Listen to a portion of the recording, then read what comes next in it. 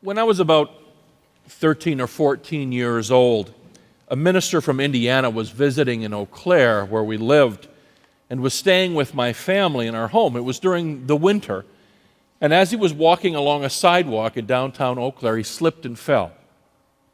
It was a freak accident. He hit his head on the pavement and went into a coma from which he would never recover. His wife and his two sons flew from out of town, from their homes in Indiana, Illinois, northeast Wisconsin, to see their husband and father for the last time before he died. They stayed at our house for those 5 days at which they held a lonely vigil, visiting the hospital during the day and then coming home at night, having dinner with us and staying the night. Those nights when they came back to our house, we would eat together, we'd talk a little bit, we'd spend a lot of time lapsing into silence. I knew that they were going through a very hard and difficult, sad time. I knew they appreciated whatever kindness our family could show to them. I was 13 years old. And in those moments of silence, I had a feeling in my chest, a kind of rising pressure to say something to them, to say something that would bring them comfort, make a little bit of sense out of this terrible tragedy that they were living through.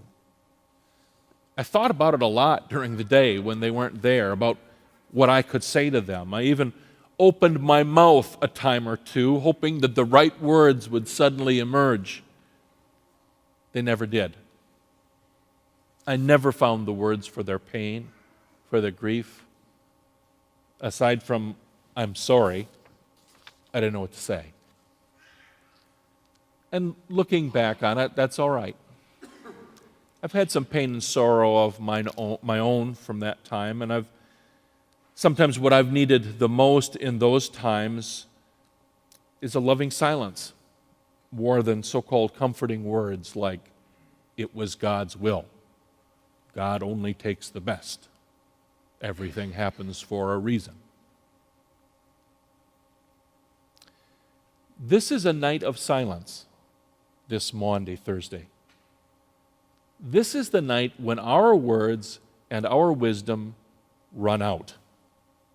Our reason falls short. Our understanding runs dry. This is a night of silence.